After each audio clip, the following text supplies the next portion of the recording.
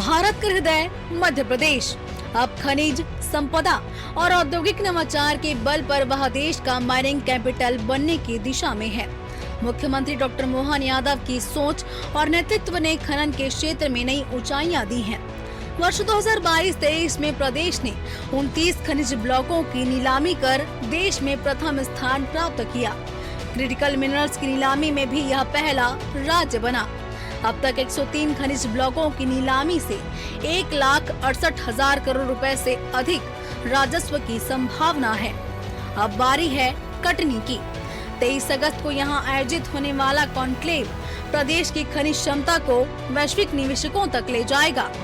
Limestone, dolomite और bauxite से समृद्ध कटनी आज औद्योगिक निवेश का नया केंद्र बनने को तैयार है। सभ्यता, संस्कार, संपदा और संसाधनों से परमात्मा ने सभी राज्यों में जो कुछ दिया है, मुझे लगता है कि मध्य प्रदेश को थोड़ा ज़्यादा मिला। ये हमारा सौभाग्य है और मध्य प्रदेश का गौरव है। हमारी यहाँ की संपदा को देखने में, लेने में, देने में मूल भाव का अंतर है। इसलिए मुझे इस बात की प्रसन्नता है कि अगर हमने खनिज संपदा की अगर बात कही है तो परमात्मा ने भी कृपा कैसी करी। वैसे तो देश पे कृपा करी, दुनिया के कई देश ऐसे, लेकिन वो 6 ऋतुओं के लिए तरसते हैं, 3 मौसम के लिए तरसते हैं। उनके यहाँ केवल गर्मी और बरसात के अलावा कुछ होता नहीं, लेकिन हमारे देश के अंदर सब कुछ उपलब्ध है। लेकिन ये उपलब्ध होने में सबसे बड़ा अगर योगदान है तो हमारे अपने देश का भी है और इस वसुधा का भी है, जिसकी विशेष कृपा से भारत की भौगोलिक रचना इस प्रकार से बनी। पन्ना की मंचगवा देश की एकमात्र सक्रिय हीरा खदान, जहां से हर साल 1 लाख कैरेट हीरे का उत्पादन होता है। छतरपुर में खोजे गए 34.2 मिलियन कैरेट का हीरे का भंडार, जबलपुर कटनी के सोने के भंडार और बालाघाट की मलाज खंड देश की सबसे बड़ी तांबा खदान। वर्ष 2024-25 में ही खनन ने 10,000 करोड़ से अधिक राजस्व दिया, जो पिछले वर्ष से 23% की वृद्धि है। ये आंकड़े मध्य प्रदेश की आभा को और बढ़ाते हैं। रामलला का प्राण प्रतिष्ठापन हुआ है, तो रामलला का प्राण प्रतिष्ठापन करते करते माननीय प्रधानमंत्री जी ने कहा, राम आग नहीं ऊर्जा है। तो हम अभी जो इधर इकट्ठे हुए हैं वो ऊर्जा के लिए ही चर्चा करने के लिए इकट्ठा हुआ है। जो रिन्यूएबल एनर्जी के लिए हमको चाहिए वो भी हमको इधर लिथियम, कोबाल्ट वगैरह का भी हम चर्चा कर रहे हैं, कोयला के बारे में चर्चा कर रहे हैं। खनन में पारदर्शिता और अवैध खनन पर रोक के लिए प्रदेश ने लागू किए हैं एक 40 AI आधारित ई-चेक गेट और ड्रोन सैटेलाइट मॉनिटरिंग। यही विश्वास निवेशकों को आकर्षित कर रहा है। पिछले कॉन्क्लेव में ही 20,000 करोड़ से अधिक निवेश प्रस्ताव मिले थे। And then it took some time to government of India कि उसके बाद एक पूरी ट्रांसपेरेंट ऑक्शन रिजीम को हम लोगों ने वी पुट इन प्लेस, और ऑक्शंस अभी बहुत रिसेंटली शुरू हुए हैं और लगातार पिछले कुछ सालों तक नंबर ऑफ ब्लॉक्स ऑक्शन में Madhya Pradesh has been number 1। तो यदि सबसे ज़्यादा ब्लॉक्स हमारे यहाँ ऑक्शन हुए हैं तो इसका मतलब ये है कि अब अगले कुछ सालों में हमारा जो प्रोडक्शन लेवल है बहुत तेज़ी से आगे बढ़ने वाला है। आज की तारीख में we are one of the top 5 states, but I am confident given the fact that we have auctioned the maximum number of blocks and now we are moving forward quickly to support our winners of the auction so that they start their production soon.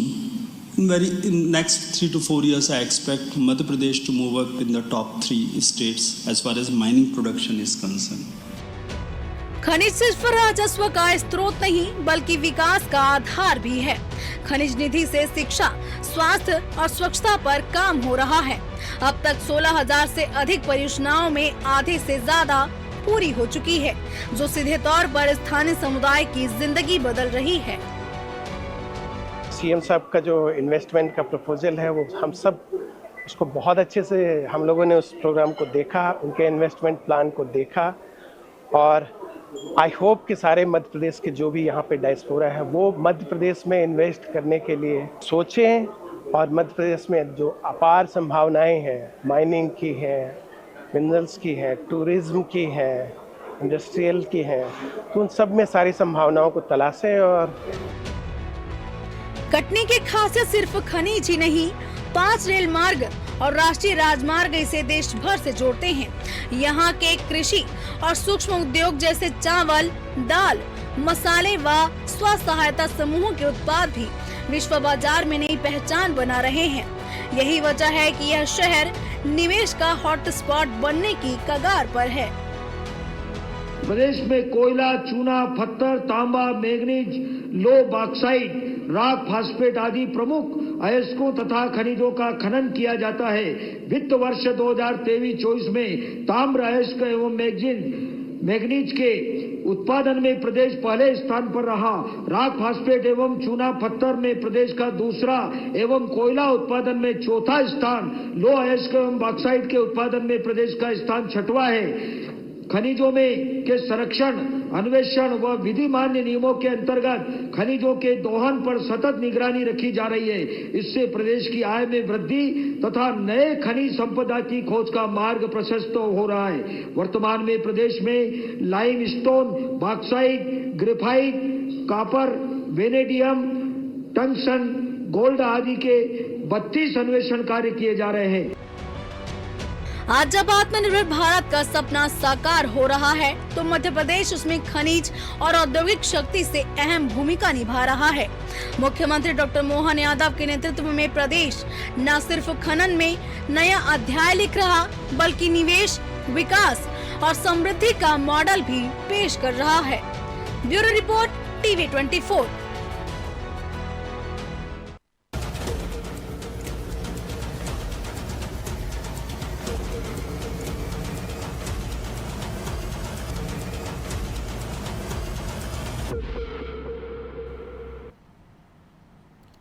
नमस्कार, मैं Mohan Tiwari. Debate live बड़ी बहस मध्य प्रदेश में आपका स्वागत है। और मध्य प्रदेश की बड़ी बहस आज हम इस बात पर करने वाले हैं, जब कटनी में खनिज कॉन्क्लेव होने जा रहा है और खनिज क्रांति का आगाज इसे कहा जाने लगा है। ऐसे में इसको लेकर दावे अपनी अपनी जगह पर है। सरकार कहती है कि खनिज उत्पादन में अब मध्य प्रदेश देश के अग्रणी राज्यों में शामिल होगा, क्योंकि कभी मध्य प्रदेश वन आच्छादित प्रदेश माना जाता था, लेकिन अब यहाँ औद्योगिक विकास और खनिज की नई संभावनाएं पैदा की जा रही है। ऐसे में इसको लेकर सियासत भी है, अपने स्तर पर कांग्रेस इस अलग नज़रिया रखती है।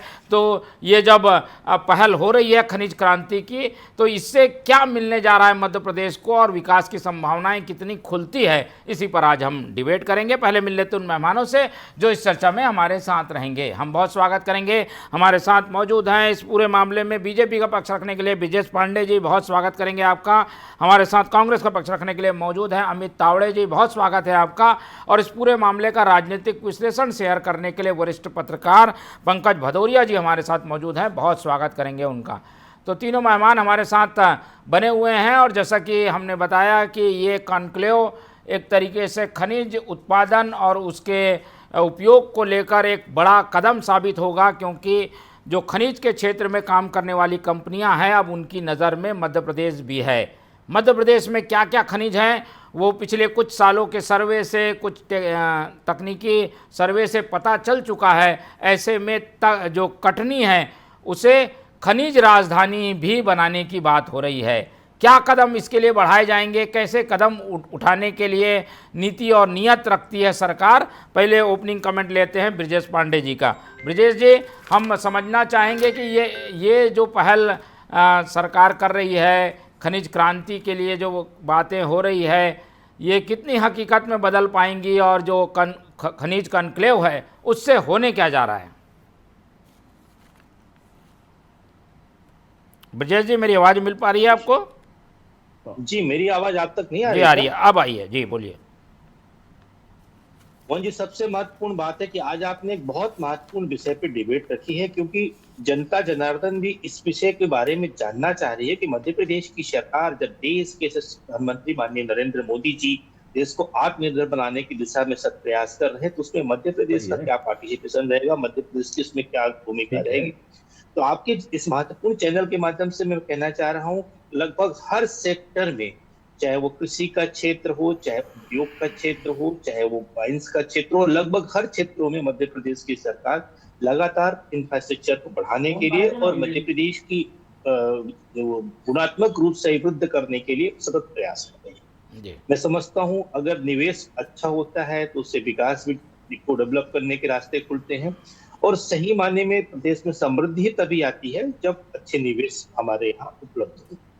आज मध्य प्रदेश आत्मनिर्भर बनने की दिशा में कार्यरत है और कटनी का चयन इसलिए किया गया कि 1947 की आजादी के बाद जब देश में 1956 में देश में कानून संविधान लागू हुआ तो कटनी एक ऐसा जंक्शन था, मध्य प्रदेश का कटनी, इटारसी और सतना, जो औद्योगिक नगरी के रूप में धीरे धीरे डेवलप किया गया और यहाँ के डिजाइनर्स जो थे, जैसे हमारे स्टेट में पहले रीवा, विंध्य प्रदेश में रीवा, सतना, सीधी, शहडोल, पन्ना, छतरपुर, टीकमगढ़ ये सब जिले आते थे। तो रीवा डिजाइनर्स ने रीवा राजधानी होते हुए भी सतना को इसलिए चुना था क्योंकि ये मिड सेंटर था और इस कटनी को इन सबको कनेक्ट कर रहा था। रेल अगर मालगाड़ी के माध्यम से सामान आएगा तब लोगों तक वो बहुत घरेलू उत्पाद की चीजें पहुंच पाएगी। उसी दिशा में मध्य प्रदेश की सरकार कटनी में माइनिंग कॉन्क्लेव करने जा रही है और कटनी को प्रचुर मात्रा में एक ऐसा मैं समझता हूँ जिला डेवलप हुआ है जहां पर कि खनिज की बहुतायत मात्रा में है। आज मध्य प्रदेश सरकार को 2022 में, 2023 में और 2025 में लगातार देश में अग्रणी पुरस्कार से नवाजा गया है, कभी प्रथम पुरस्कार, कभी द्वितीय पुरस्कार, कभी तृतीय पुरस्कार। इसके साथ साथ अब तक प्रदेश में कुल 130 खनिज माइंस जो है वो नीलामी की गई है, जिसमें मध्य प्रदेश को 1,68,000 करोड़ रुपए से अधिक का रेवेन्यू प्राप्त हुआ। 1,68,000 करोड़ से रेवेन्यू प्राप्त हुआ। और अक्टूबर 2024 में जो भोपाल में इस तरह का कॉन्क्लेव आयोजित किया गया था, उससे करीब 20,000 करोड़ रुपए से अधिक के निवेश के प्रस्ताव मध्य प्रदेश सरकार को प्राप्त हुए। ओपन टेंडर प्रक्रिया थी, किसी तरह का कोई जरूरत नहीं थी और मैं समझता हूं कि राज्य में पहली बार ऐसा हो रहा है मध्य प्रदेश के इतिहास में कि वर्ष 2024-25 में 10,000 करोड़ रुपए से अधिक का राजस्व अब तक मध्य प्रदेश सरकार अर्जित कर चुकी है, जो पिछले वर्ष की तुलना में करीब 23.4% अधिक है। तो इससे एक पारदर्शी प्रक्रिया का अनुपालन किया गया है, इससे निवेश में गुणात्मक अभिवृद्धि हुई है और एक माहौल अनुकूल रूप से तैयार किया गया है कि इस तरह का कोई भी चीजें जहाँ पे भी हमको माइनिंग का क्षेत्र हो या औद्योगिक क्षेत्र हो, एक अनुकूल वातावरण दिया जाए। जिस तरह से प्रदेश के उप मुख्यमंत्री जी माननीय जगदीश देवड़ा जी सदन में बता रहे थे कि प्रदेश में ग्रेफाइट है, रॉक है, फॉस्फेट है, गोल्ड है, मैग्नीज है और कॉपर जैसे बहुमूल्य खनिज है। इन चीजों की नीलामी से हमारे प्रदेश का रेवेन्यू बढ़ा है। कटनी, जबलपुर में जो है वो सोने की खदानों की खोज की गई है और पन्ना और छतरपुर जिला, पहले पुराने विंध्य स्टेट में पन्ना भी विंध्य प्रदेश में था, तो पन्ना तो ऑलरेडी हीरे के लिए प्रसिद्ध था। देश नहीं पूरे विश्व में पन्ना की हीरे की खदान की जो हीरे निकलते थे वहां की खदान से वो पूरे विश्व में मशहूर थे। तो पन्ना और छतरपुर जिले में विशाल हीरे का भंडार मिला है। इसी तरह बालाघाट जिले में जो है हमारे यहाँ नहीं, ये हम ये समझना चाह रहे थे पांडे जी, ये सब खनिज तो है, ये हमें भी जानकारी है, निवेश कैसे आएगा, निवेशक को कैसे आप आकर्षित करेंगे कि वो यहाँ आए, फैक्ट्री लगाए, इसके बारे में थोड़ा सा बताइए, फिर हम बाकी पैनलिस्ट की ओर चलेंगे। पूरी करूंगा मैं अपनी बात 30 सेकंड में पूरा करूंगा। उससे मध्य प्रदेश की सरकार जो है वो आर्थिक रूप से संपन्न हुई है और एक उस क्षेत्र में कार्य करने वाले कामगार, उस क्षेत्र में काम करने वाले कामगार सबको रोजगार मिला है और ये निश्चित रूप से विकास के क्षेत्र में मील का पत्थर साबित है। ठीक है, चलिए हम कोशिश करेंगे कि अमित तावड़े जी से भी संपर्क हो, शायद वो जुड़ नहीं पाए हैं, तो जुड़ते हैं तो उनकी प्रतिक्रिया लेंगे। जब तक हम रुक कर लेते हैं पंकज भदौरिया जी से टिप्पणी ले लेते हैं इस पूरे मामले में, जब खनिज क्रांति की बात प्रदेश में हो रही है। पंकज जी, आप देख रहे हैं कि 23 तारीख को एक अहम आयोजन है, इस आयोजन के ज़रिए कहा यह जा रहा है कि निवेशक आकर्षित होंगे, उम्मीदें काफ़ी ज़्यादा है। क्या लग रहा है ये जो बातें हो रही हैं वो ज़मीन पर, धरातल पर भी उतर पाएंगी? क्या चुनौतियां हैं उन्हें दूर करने की अभी भी जो चीज़ें रोड़े के रूप में सामने हैं? देखिए, ऐसा है, पांडे जी ने निश्चित तौर पे आंकड़े बहुत सारे बताए हैं और पांडे जी को कंठस्थ हैं वो आंकड़े, जो सरकार जो कर रही है उसके आंकड़े सारे पांडे जी के पास हैं। लेकिन बहुत बड़ी विडंबना है, सरकार पहले भी माइनिंग को लेकर के बहुत सारे काम करती रही है और निश्चित तौर पे अगर ये सही माइनिंग की दिशा में कटनी में जो भी इंक्लेव होने वाला है, तो अगर वो सही मायने में सरकार उस पर नीति और निर्देशन और दिशाओं का अगर पालन करती है, तो वो सही मायने में जो है विकास की ओर अग्रसर होगा। नहीं तो मध्य प्रदेश में जो माइनिंग के हालात हैं, रेत के ठेके होते हैं, लेकिन जितना रेवेन्यू रेत में चोरी से आता है, उतना रेवेन्यू रेत के 1 नंबर के ठेकों से नहीं आता। जितना माइनिंग की खदानें, गिट्टी की खदानें जितनी भी हैं, राजधानी में देख लीजिए, राजधानी में जो है नो एंट्री में 200 से लेकर 250 डंपर अंदर आ जाते हैं शहर के, और बेतादाद गति से घूमते हैं। चोरी की गिट्टी लेके एक परमिट पे 4-4 डंपर घूमते हैं। लेकिन इस पे जब सरकार की पकड़ नहीं है, ये छोटी छोटी सी चीजें हैं, ये इससे किसका नुकसान है? सरकार का नुकसान है इससे। कटनी में आप या सरकार मतलब जो भी कर रही है, बहुत अच्छा है, बहुत अच्छा है, तारीफ के काबिल है, ठीक है ना। और जनता के हितों को देखते हुए सरकार लगातार विकास कार्यों को देख रही है, उनको करने का प्रयास कर रही है। लेकिन प्रशासन की शक्ति कितनी है और प्रशासन इनके दिशा निर्देशों का कितना पालन कर पाएगा, सवाल तो ये। ठीक है, चलिए कुछ चीज़ें हैं जिन्हें दूर करने पर निवेशकों के लिए भी आसानी होगी और सरकार का रेवेन्यू भी बढ़ेगा।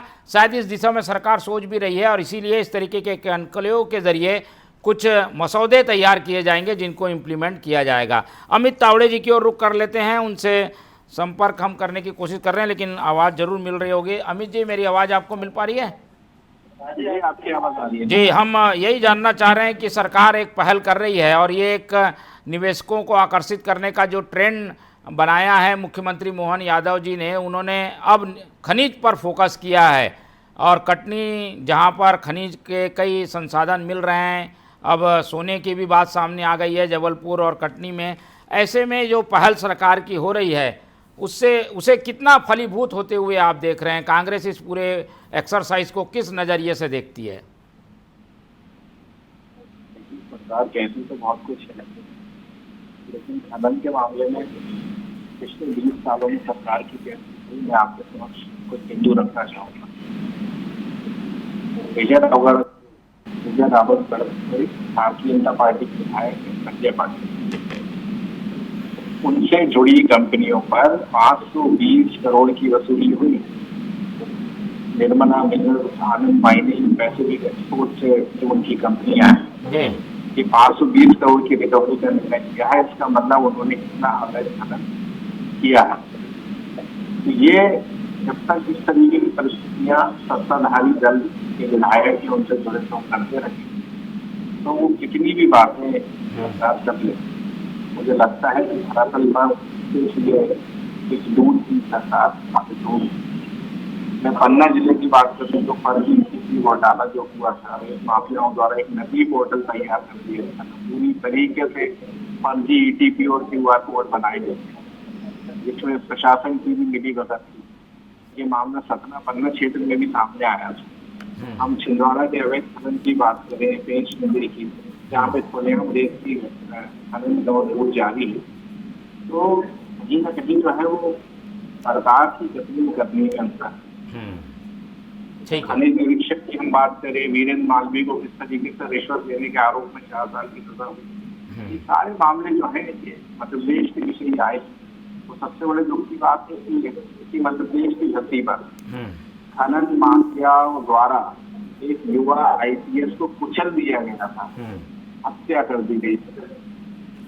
सरकार बड़ी बड़ी बातें करती है, खनन के मामले में सत्ता शासन के लोग सब लोग मिले हुए और इस तरीके से उसको हिम्मत के रूप में सरकार ने जरिया बना दिया है।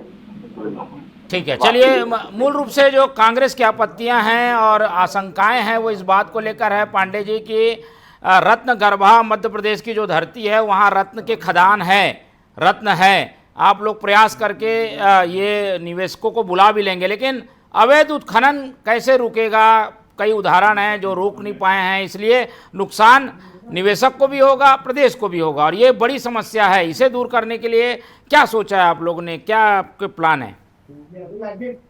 देखिए तिवारी जी, बहुत ही स्पष्ट है। मैं भी अपने कांग्रेस के प्रवक्ता मित्र को सुनता हूं और इनको सुन करके मुझे दिनकर की वो पंक्ति याद आ रही है कि मुझको तमीज की सीख देने वाले, मैंने तेरे मुंह में कई जुआ देखा है और कुछ झूठा दिखावा भी न कर इतनी झूठी ईमानदारी का, मैंने कुछ कहने से पहले तेरी हिजाब में झांक के देखा है।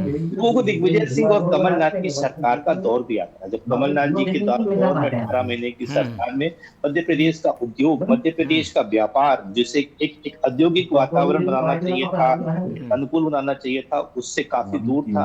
वो फिल्मी स्टारों के साथ गलवाहियां करते नजर आते थे। वृत्त कर समाप्त करने के बाद कमलनाथ जी ने किया था, कहीं कुछ नहीं हुआ था। इस तरह से जो औद्योगिक भूखंड था उसको उन्होंने कहा था कि हम फ्री होल्ड करेंगे, डाइवर्सन सिस्टम लागू करेंगे, नई उद्योग नीति लाएंगे, कहीं कुछ नहीं किया 18 महीने की सरकार। एक बात, इसलिए मैं इनकी बात को सिरे से खारिज करता हूं कांग्रेस के प्रवक्ता। दूसरी बात हमारे आदरणीय पंकज जी ने कहा, पंकज जी वरिष्ठ पत्रकार, पंकज जी की चिंता लाजमी है, लेकिन मैं कुछ आपको दृष्टांत बताता हूँ। संयोग से मुझे भारत सरकार के कोल इंडिया में 2 बार बोर्ड ऑफ डायरेक्टर बनने का अवसर प्राप्त हुआ, वो भी कलकत्ता की कोल माइंस में। CIL का बोर्ड ऑफ डायरेक्टर था मैं। वहां कई ऐसे लोग थे जो यूपी बिहार के राज्यों से थे और वो इलीगल माइंस चलाया करते। वो भाड़े के मजदूर रात को चोरी से लगा करके और वो कोयले के खदान में चोरी कराते।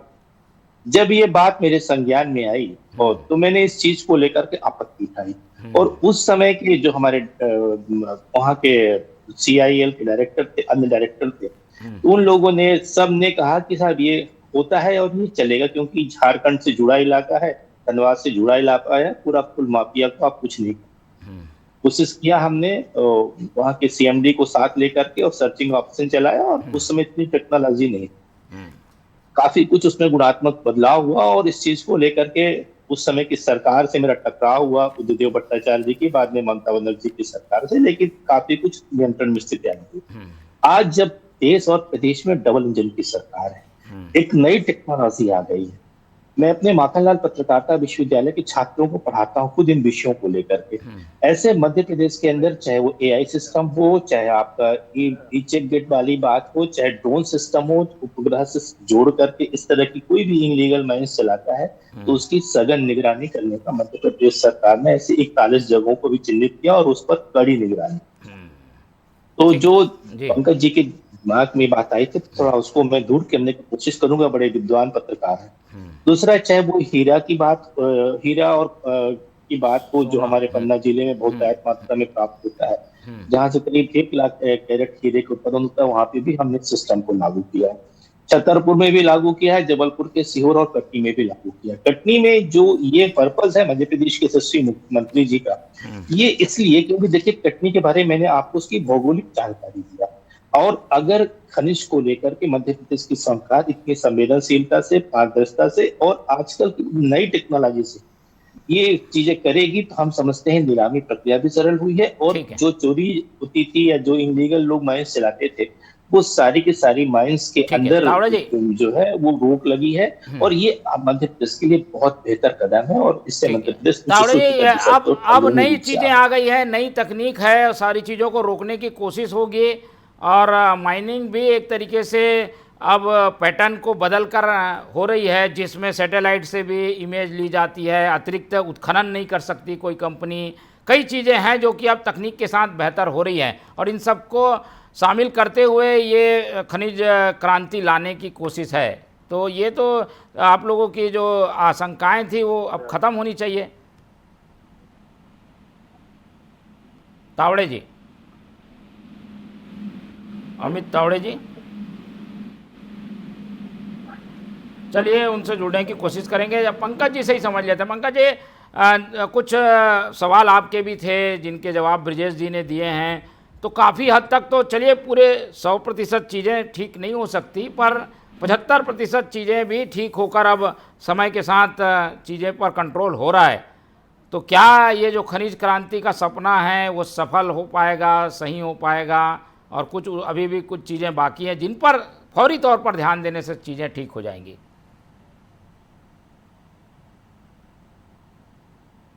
पंकज भदौरिया जी।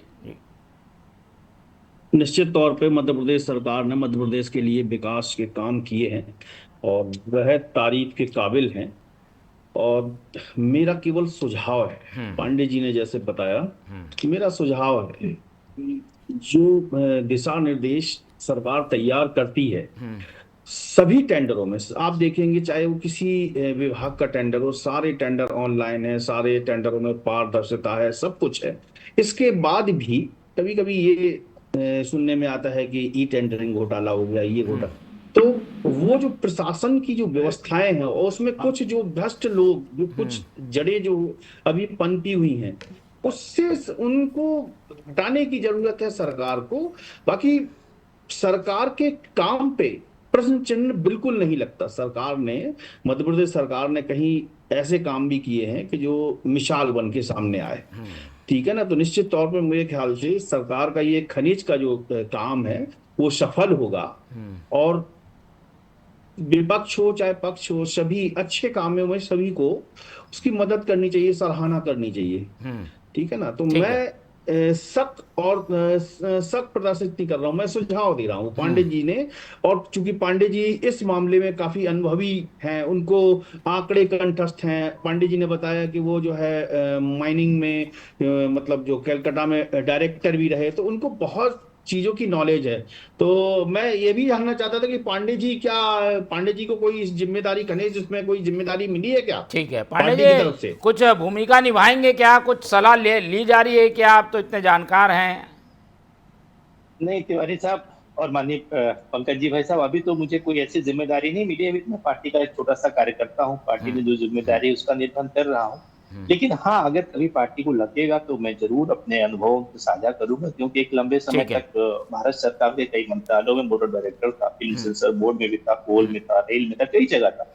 तो मैं समझता हूँ अगर सरकार को लगेगा और सरकार सोचेगी तो हम से जो बन सकेगा। चूंकि मैं आपको शुभकामनाएं हैं। अमित जी से संपर्क ही नहीं हो पा रहा था, लेकिन अभी जुड़े हैं। कुछ आखिरी टिप्पणियां अगर कर सके अमित जी, जवाब जिनका हम पांडे जी से ले लें जल्दी, कम शब्दों में।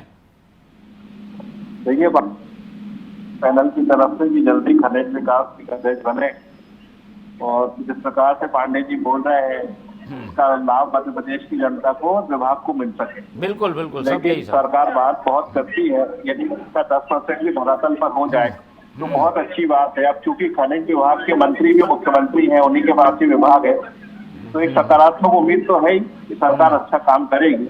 लेकिन पिछले जो अनुभव रहे हैं वो इस तरीके के नहीं रहे। तो हमारी शुभकामनाएं है सरकार को अच्छा काम करे खनिज के क्षेत्र में। ठीक है, चलिए, ये तो बहुत अच्छी बात हो गई, क्योंकि सत्ता पक्ष विपक्ष अगर दोनों एक राय होकर जनहित की बात अगर करें तो उसका फायदा जरूर मिलता है, और मध्य प्रदेश सौभाग्यशाली होगा अगर इस मामले में कम से कम एक राय हो। कुछ आशंकाएं जरूर हैं जिनको हल सरकार को ही करना है, और अगर वो सारी चीज़ें हल हो जाती हैं तो विपक्ष का भी साथ मिलेगा, और तभी हम कह पाएंगे कि हमारे देश में जब हरित क्रांति आई वैसे ही ये खनिज क्रांति आएगी, और इसकी शुरुआत मध्य प्रदेश से होगी। इन्हीं उम्मीदों के साथ इस चर्चा को ही खत्म करते हैं। इस चर्चा में हमारे साथ पंकज भदौरिया जी जुड़े, उनका धन्यवाद। ब्रिजेश पांडे जी ने समय दिया, उनका धन्यवाद। और अमित तावड़े जी हमारे साथ बने रहे, उनका बहुत बहुत धन्यवाद। तो तीनों मेहमानों को धन्यवाद कहते हुए आज की ये चर्चा यहीं ख़त्म करते हैं, और आप लोग से रखते हैं उम्मीद कि आप लोग देखते रहेंगे TV24। रखिए अपना बहुत ख्याल। नमस्कार।